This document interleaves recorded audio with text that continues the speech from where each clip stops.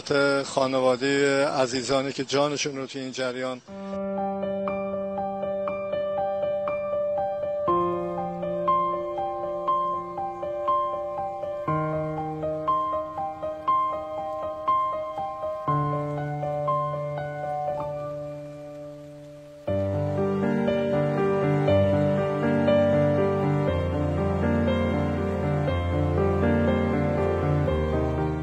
لازم خدمت خانواده عزیزانی که جانشون رو توی این جریان از دست دادن تسلیت عرض کنم، به مجروحینی که در این حادثه رخ داد و نزدیک 700 خورده ای از افراد مجروح شدن آرزوی سلامتی داریم و حتما تلاش خواهیم کرد که هم به کسانی که جانشون از دست دادن بگیم به خانواده هاشون رسیدگی کنن و هم عزیزانی که مجروح شدن حتما رسیدگی خواهیم کرد.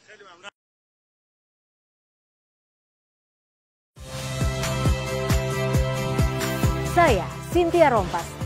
Saksikan program-program Kompas TV melalui siaran digital, pay TV, dan media streaming lainnya. Kompas TV, independen,